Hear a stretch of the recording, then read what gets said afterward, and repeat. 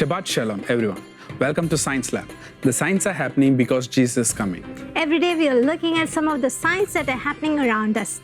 In this episode, we are going to see the signs in Israel. The next Jewish revolt, violent protests have reached all the way to Jerusalem. I can't help but think Israel has taken a dangerous turn. On July 14th and 21, 2020, two Tuesday nights, Jerusalem has been rocked by demonstrations that turned violent.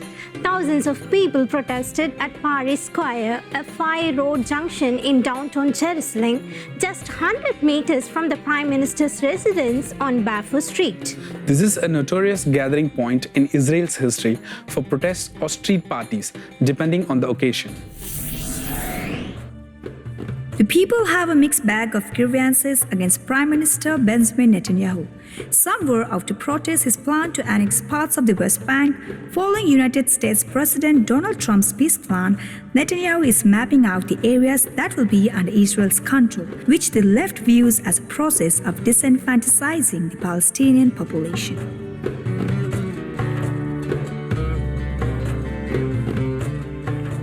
Black flag protesters were also out in force at demonstrations. These people believe that current indictments against Netanyahu for fraud, bribery, and breakout trust automatically disqualify him from office. Banners saying "Prime Minister" are common at the demonstrations. Then there is the coronavirus.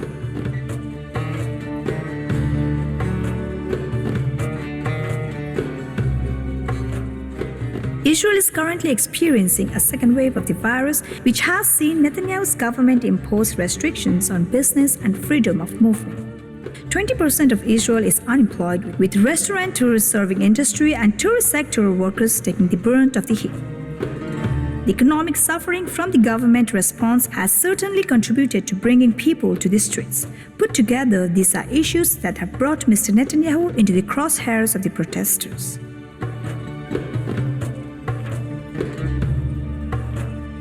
We have one demand, which is that Netanyahu resign.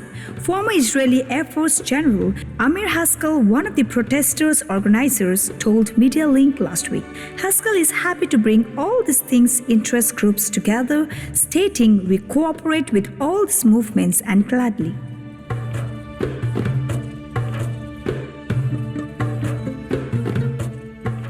Certainly in a democracy, the people have the right to unite in a single peaceful protest against the leadership. However, the protests for the past 2 weeks haven't been peaceful. In fact, it is increasingly difficult to reconcile the degree of anger, fury, and hatred of those protesting with stated causes. This is increasingly true given that it is now the younger people who are filling the streets.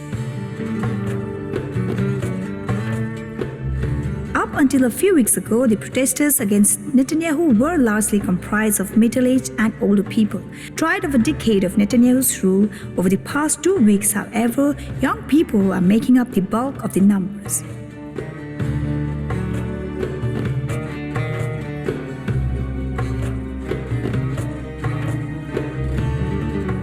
The demonstration was a turning point in the evolution of protest against Netanyahu. The protest had been sustained up until now by the older demonstrations. However, the protest baton was passed on to the younger generation, whose anger is of an entirely different kind.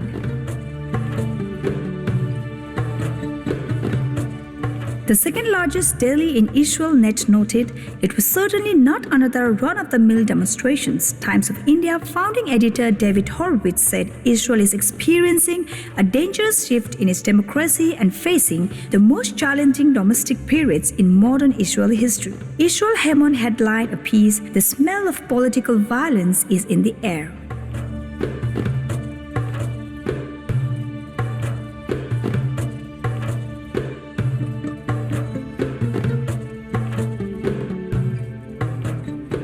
Almost across the board, the Israeli press blames the protesters entirely on Netanyahu. And yet, if we are honest, it's hard to believe that the Prime Minister's performance on handling the coronavirus can account for the vengeful nature of the demonstrations. This is especially true if we consider the vicious protests taking place across the West, most notably in the United States and Britain. In the US, violent protests and lawlessness, edged on by the press and left-wing political leaders, have flourished in recent weeks. Initiated by the death of an unarmed black man, protests have increasingly focused on downgrading, then destroying America's history and the defender of that history, President Trump. For some reason, England jumped on board with its own protest movement, attacking law enforcement and tearing down statues of the champions of history. And now those violent mobs have reached Israel. And in Israel too, the desecration of historic state symbols had begun. On July 21, 2020, at a protest outside the Knesset, a woman climbed over the massive menorah, a rendition of the seven-branch lampstand that used to grace the temple, and took off her shirt. While up there, she waved red Antifa flags at the onlookers, most of which had no problem with the protesters.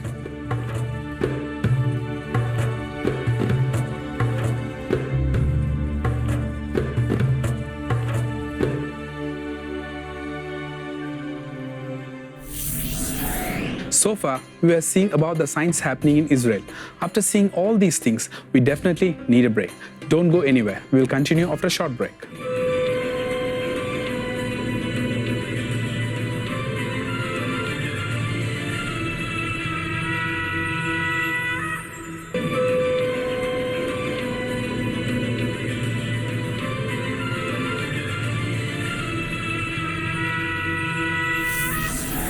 Welcome back to Science Lab. The signs are happening because Jesus is coming.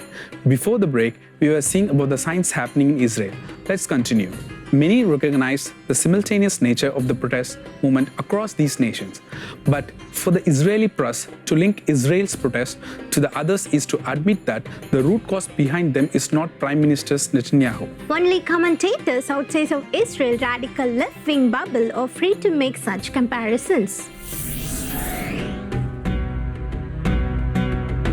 Alex Strayman for the Jewish News Syndicate wrote, "Pictures of the protesters do not show proud Israelis hurt by the coronavirus, but anarchies seeking to destabilize Israel in the same manner that recent radical protesters turned violent in the United States." Indeed, there are radical movements inside the US, Britain, and now Israel that are seeking to tear down the nation. Those movements have been at work for years, undermining the Bible-based value systems and promoting lawlessness. And now, those radical movements are taking to the streets. Dictatorships are never toppled in the parliament or in the government. They are toppled in the streets, stated protester Shadi Beni Shitrit at the July 14th protest. Then he followed with the shocking statement, "They can only shut me up in one way, with a bullet to the head. If that's what it takes, I'm willing to pay the price." Those are not the words of a citizen willing to compromise, but a potential martyr.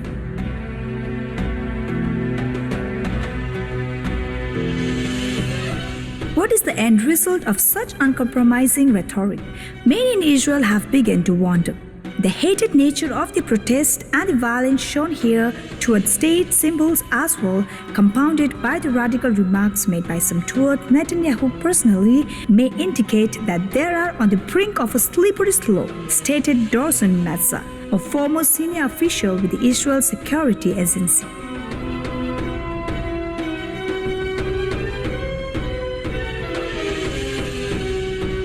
Mr. Netanyahu too senses the danger. A day after the July 14 protest, he addressed the public. "I want you to understand Israel is a free democracy. Freedom of expression and protest are reserved for every person and group. Certainly in times of economic distress such as this. But the revolt, this is real danger. We cannot fall into gratuitions, hatred. We cannot fall into hating our brothers. We cannot go there."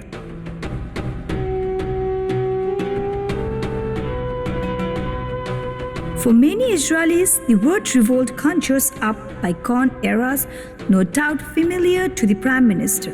His father was a renowned historian who taught his children to have a deep respect for history and the lessons that can be learned from it. One of the lessons from the first Jewish revolt 2,000 years ago is that Jewish infighting precipitates national destruction. In the case of the first revolt, it was the Jews collectively revolting against Roman rule. And yet, even with the Roman armies besieging Jerusalem, the Jews couldn't form a unified front. Thousands of Jews died at the hand of the brothers before the Romans even broke through Jerusalem's city walls. The same forces at work in the Jewish state today are active in the other nations of biblical Israel as well. Generally speaking, if you find the countries that are working hard to destroy their history and are taking to the streets in revolt, you can discover the modern identity of Israel. The increasingly hostile demonstrations taking place on our streets have historic precedent of our people. They are also a fulfillment of biblical prophecy.